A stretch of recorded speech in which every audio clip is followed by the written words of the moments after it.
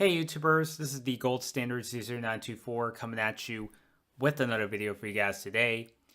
Now, the Royal Rumble is just a few days away, and I figured I'd take this opportunity to conduct a review on a particular Royal Rumble event from years back. Now, I actually did a review on this particular show. I figured I'd just kind of go back and sort of like redo that video once again. And this particular Royal Rumble that I'm reviewing is from the year 2000. Now, this was WWE when it was at its all-time high in popularity and in terms of creativity and financially as well. And there was just a lot of stuff that was going on in the months leading into this pay-per-view. The McMahon-Helmsley faction was just coming into full swing. Rock was ascending to the top immediately after Stone Cold was taken out of action. Mick Foley transitioning from Mankind back to Cactus Jack. And there was just a lot of key important moments that happened even leading into this pay-per-view. It's just really hard to believe that it's nearly been 20 years since this pay-per-view aired. And I remember watching this like yesterday, one of the earliest WWE pay-per-view events that I remember ordering. And I gotta say, it definitely really holds up, especially after all these years. Yeah, there was basically about 5 or 6 matches on here. Obviously, the main event being the Royal Rumble, so that would be the longest match out of the entire show. So might as well just kind of kick things into full gear and just kind of discuss about some of the matches that occurred throughout the show. First match that opened up the show was Kurt Angle taking on the debuting Taz. Now, Taz had just been coming off the heels of his run in ECW. He would go on to the WWE and debuting with this a set of Vignet promos leading into the show. And a lot of the times whenever wrestlers would be coming out, there would be like this Titantron that displays like the number 13 on it. They really did a great job hyping up Taz's debut. And especially given that this was held at Madison Square Garden in New York City, this had been the event where the first WrestleMania was held. You know, Madison Square Garden just being a very historic monument, especially when it came to holding events with the WWE. This match wasn't really long necessarily, but it definitely did its job.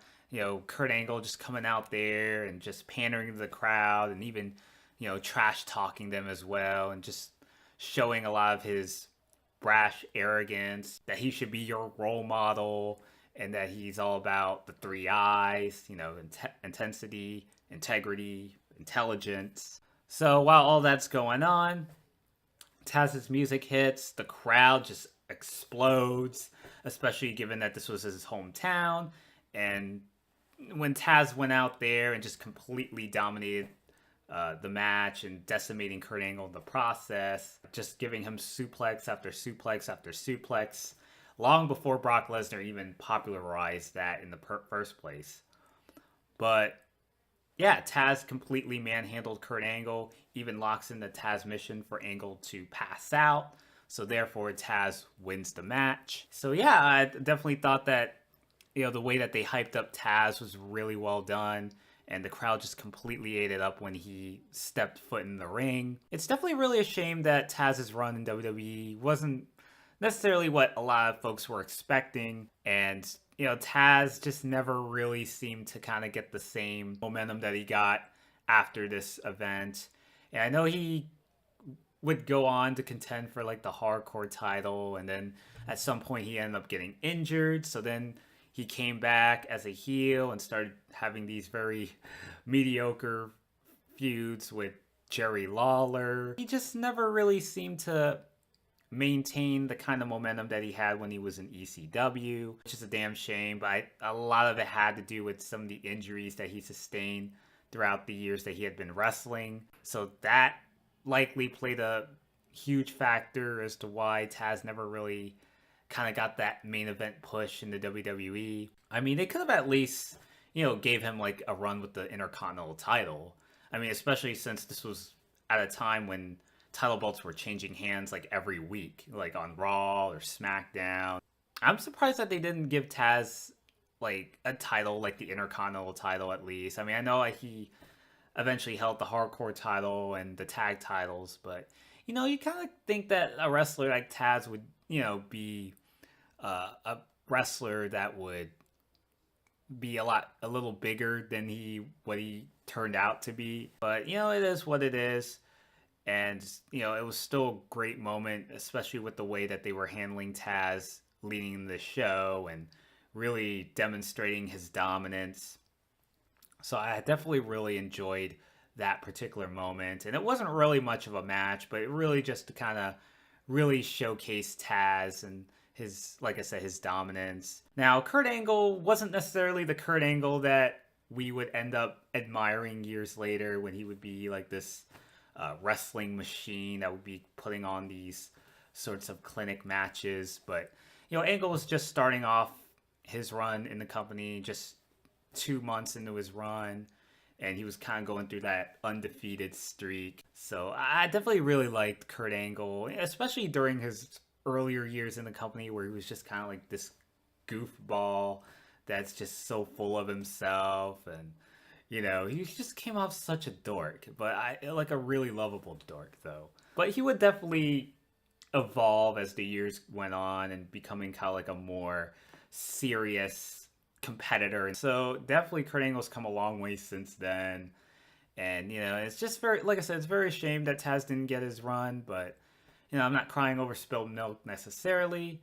But I think he could have been handled a little better than how he ended up turning out. Taz completely decimating Kurt Angle, and just a really great moment.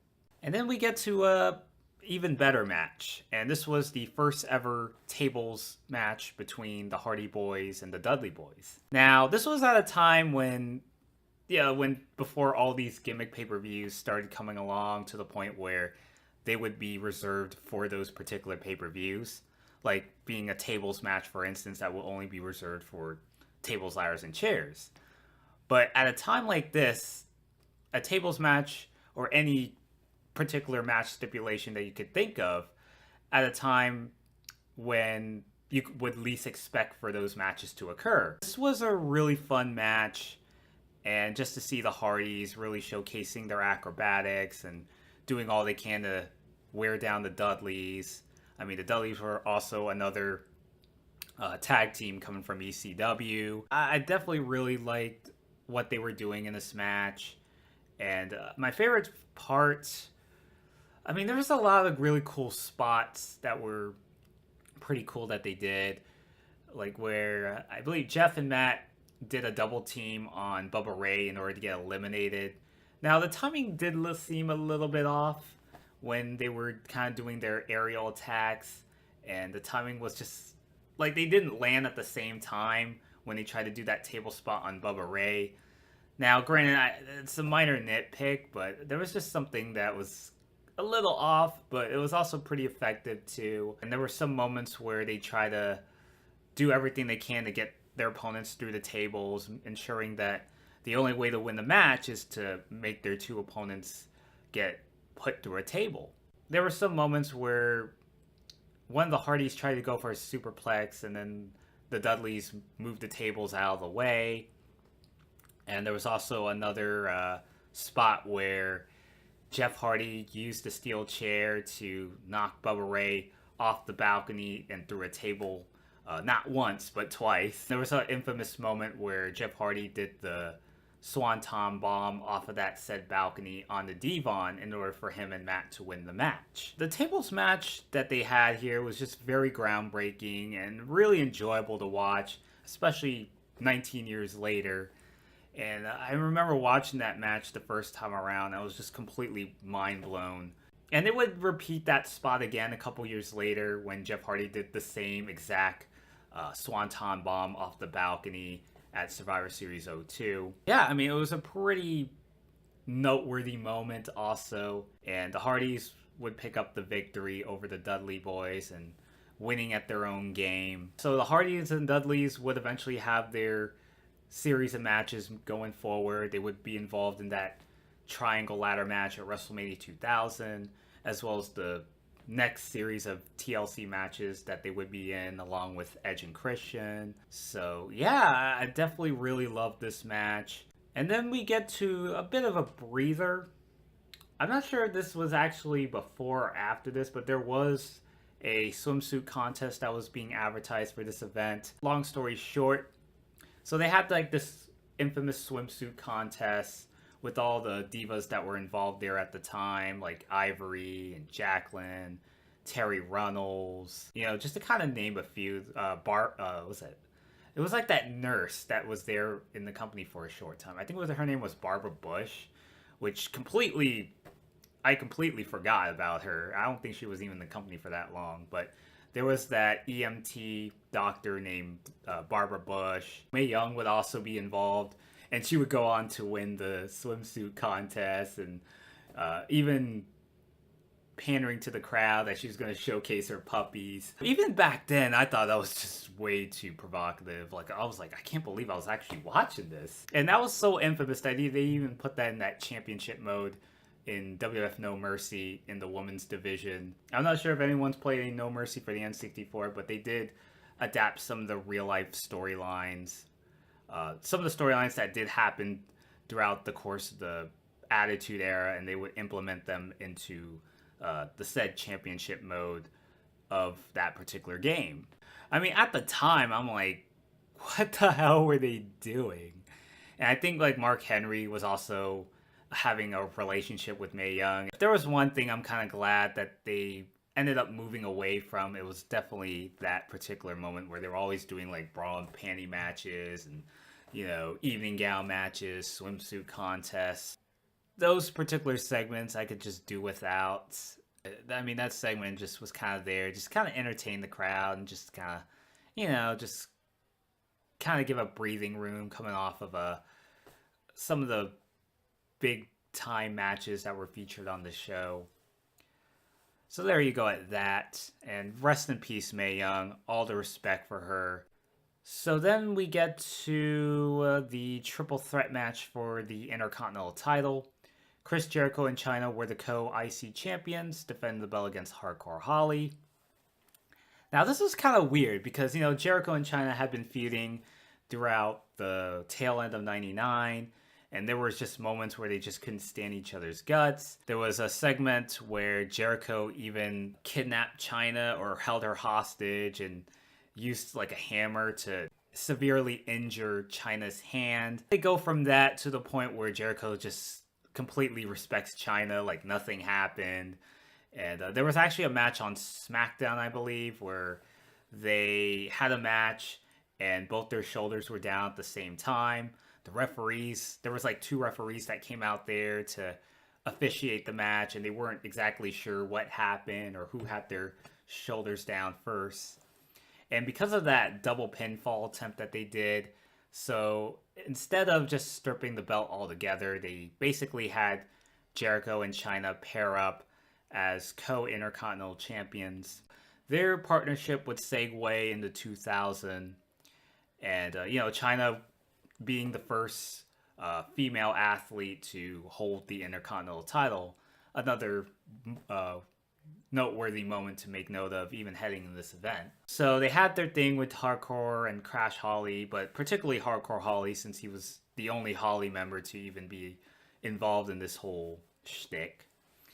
And so they had the triple threat match, and it wasn't very long either. Jericho did do the lion salt on Chyna to get the 3 count and to become the undisputed Intercontinental champion. Jericho, just kind of transitioning into a baby face, and we would really get to see more out of Jericho as the year goes on. A really great year, probably the best year for Jericho. I guess aside from maybe like 1998 WCW heel Jericho when he was the Lionheart. Yeah, Jericho did go over, became the undisputed Intercontinental champion, and he would continue to have a partnership with Chyna until Chyna turned on Jericho. Jericho would continue to go on to have his success, and Chyna would still go on to have her success when she started aligning with Eddie Guerrero. I mean, this match, it wasn't great, but it wasn't terrible either. But it was just kind of a match that was just kind of given a reasonable amount of time, not very long for that matter. So Jericho did, however, retain. He would continue to hold that belt until No Way Out, when he would lose it to Kurt Angle. Their rivalry continued into that two-fall triple threat match with Chris Benoit added to the mix. And then we get to the tag team title match with the New Age Outlaws going in as the champions, defending the belt against the Acolytes. Now, the Acolytes won a tag team battle royal at Armageddon to earn them a shot against the New Age Outlaws. Now, the Acolytes were starting to kind of transition from the ministry into, what we ended up knowing them as the APA, when they're just drinking beer and, playing games of poker, and they would always, have their little door backstage, and they would always be, just smoking, drinking beer, and, they would just form their own, protection agency. And some pretty cool stuff that they were doing with them during that time. They would be the challengers to face the New Age Outlaws. Now, this was actually not a very long match. It was pretty much over before it began. The X-Pac came out there to cost Farouk and Bradshaw the match. And so the Outlaws would go on to walk out of the match still the tag team champions. The only thing I could probably say about the Outlaws is that even though they were heels, they were still very, very, very over with the crowd. And, the crowd at Madison Square Garden just kind of ate it up when the Outlaws were making their way to the ring.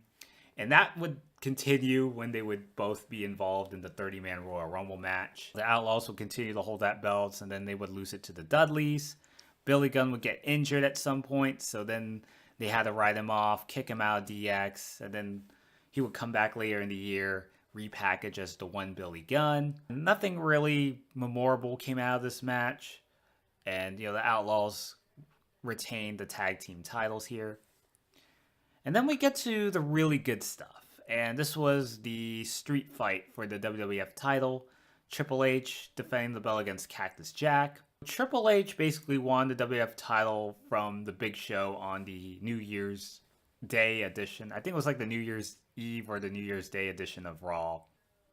He would start ridiculing on Mick Foley, who, even in the weeks leading in this pay-per-view, when he was under the persona of Mankind, and Mankind would kind of question about Triple H and Stephanie's relationship, getting to a point where he feels that the McMahon-Helmsley era kind of sucks, and they always seem to stack the odds against the fan favorites all the time.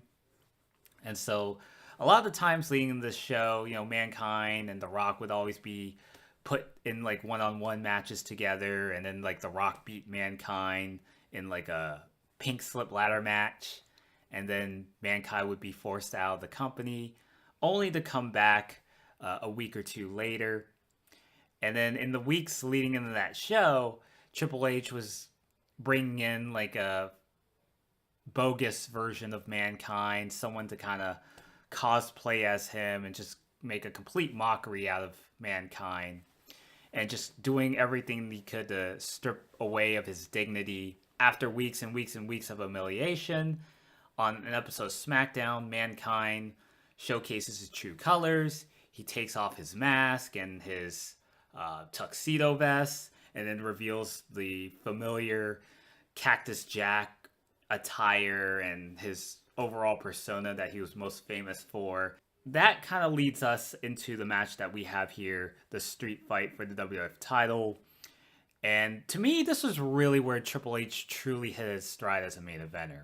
Even though he had been holding the WWF title on a number of occasions, he was always kind of looked at as sort of, he wasn't really as intimidating at first. And a lot of the times he would just be kind of there to get his ass kicked, especially the first title reign that he had, and he would lose that title belt to Vince McMahon, and then McMahon would strip the belt, and then Triple H wins it back. But then, a lot of the times Stone Cold would just be completely dominating him over their rivalry, leading into No Mercy, and then he would lose the belt again. It really took until his feud with Mick Foley that really cemented him as a top player in the company. This match really blew me away. And there was just a lot of stuff that they were doing outside the ring, and they were just brawling all over the crowd. There was actually a notable spot where Mick Foley did a pile driver onto the announce table. They were brawling a little bit once again at ringside, and then up on the entrance ramp. And then The Rock came out there to attack Triple H. Triple H also getting some offense here as well. Cactus Jack trying to use the thumbtacks, and then Triple H making that retaliation. He even pedigrees Mick Foley or Cactus Jack a couple times in order to retain the WWF title. I definitely really love this match, and it kind of really comes full circle if you think about it, because this feud had been going on even as far back as 1997, when Triple H was still kind of going through his Connecticut blue blood persona. Hasn't really gone into like that DX stage just yet. And they actually had a series of matches, even beating Mick Foley to become the 1997 King of the Ring. They even had the infamous cage match at SummerSlam, the Falls Count Anywhere match on the September 22nd edition of Raw, which coincidentally took place at the very same arena that they ended up having their street fight at the Royal Rumble. So yeah, it really comes full circle the more you think about it. And unfortunately, Triple H goes over, completely decimates Cactus Jack, and retains the WWF title in the process. Just a really gruesome match. And this was the second Royal Rumble event in which, Mick Foley was also involved in a world title match that involved a hardcore match. And, a lot of the moments came from those particular moments, like in 99 with the I Quit match. It was still a good match, but it was kind of pretty disturbing looking back on that. But 2000, it was still gruesome, but not as disturbing. But it was still, I think it was a good mix of brawling and just a whole good mix of drama as well, without having to go too over the top. I think that's kind of what this street fight had over the I Quit match that Mick Foley had with The Rock. I definitely really enjoyed this match, especially as an adult now. And Triple H would retain the title, and he and Cactus would go on to have their Hell in a Cell match the following month, where Foley would eventually retire with that pre-match stipulation. So then we get to the 30-man Royal Rumble. Now, this Royal Rumble wasn't necessarily too heavily on star power necessarily. The crowd was pretty dead the first couple minutes in the Rumble match, since they were kind of blown away from that street fight from earlier that night. You had a couple of undercard wrestlers that primarily made up this entire Rumble, so it wasn't as heavy with the star power compared to what we would get with the Royal Rumble the following year. This was still a pretty fun match, and the crowd did pick up a little bit as the show went on. There was actually a pretty cool cameo with Bob Backlund, who made his, well, I wouldn't say he made his return, but he made a special guest appearance in this Rumble match. And there was also pretty notable moments where when I believe when Farouk and Bradshaw were both involved in the match, like there was always like these run-ins that were always going on, and they would often get eliminated because of it. You had like Kai and Tai coming out there a few times, even though they weren't even qualified to be in the Rumble match. But there was actually a pretty notable spot where Taka Michinoku went over the rope, and he slammed his face really hard on the concrete mat. It was pretty sickening for the time. And the Main Street Posse also came out, and I believe they eliminated Farouk and Bradshaw, or it was like one of the APA members. I know APA and Mean Street Posse had kind of like their thing going on at the time. Too Cool Dance, also a pretty notable moment, because Grandmaster Sexay and Sky Too Hottie were coming out there to kind of reason with Rikishi. Rikishi was just kind of having the most eliminations. he was really over during this time, and Rikishi was one of the first few contestants in the Rumble match, and he was kind of going through an elimination spree. And then his two cool buddies came out there. They had like their signature dance off, and then Rikishi would eliminate both members of Too Cool. So yeah, I mean the crowd just really ate it up. Unfortunately, that Grandmaster Sexy is no longer with us. He just passed away a couple months back. Yeah, I definitely really enjoyed that tag team. A very underrated tag team in my opinion. And they were about as over as they were in that company during that time. Like anyone in the Attitude Era was pretty over, but especially with Too Cool and even Rikishi as well. So yeah, I definitely really enjoyed that moment that they had. The Rock would eventually go over in this match. X-Pac eliminated Kane at some point. The Rock looked like he eliminated X-Pac, but the referees were distracted after Kane's elimination. And then they came down to The Rock and The Big Show, and they kind of went back and forth for a little bit. Big Show gave a choke slam on The Rock, and then tried to nail the final blow by making an attempt to toss him out of the ring, but that backfires. Rock manages to hold on to the ropes while Big Show gets thrown over the ropes and causing himself to get eliminated. Therefore, The Rock's the 2000 Royal Rumble winner. So yeah, I definitely really enjoyed this Rumble match. I mean, it wasn't the greatest Royal Rumble match. There have been better ones, but this was still a pretty good match. The Rock was just really at the top of his game, especially in 2000, and he would go on to have his success in Hollywood. Definitely really enjoyed the Royal Rumble in general. So that's basically it for this pay-per-view. Definitely really thought it holds up, especially almost 20 years later, which is really hard to believe. And I remember watching this pay-per-view like yesterday. One of the earliest pay-per-view events that I remember ordering. Just a lot of good to great stuff that occurred throughout this show. The tables match between the Hardys and Dudleys, Taz's in-ring debut in the WWE, the Triple H Cactus Jack street fight, and even the Royal Rumble match itself was just really all around enjoyable. So yeah, that's basically it for my Royal Rumble 2000 pay-per-view review. What do you all guys thought about this pay-per-view in general? What were some of your favorite matches? Favorite moments within the Royal Rumble match? Feel free to let me know down the comment section below. Would gladly appreciate some feedback. Thank you all guys for watching. Till next time, this is the Gold Standard Caesar 924 signing out.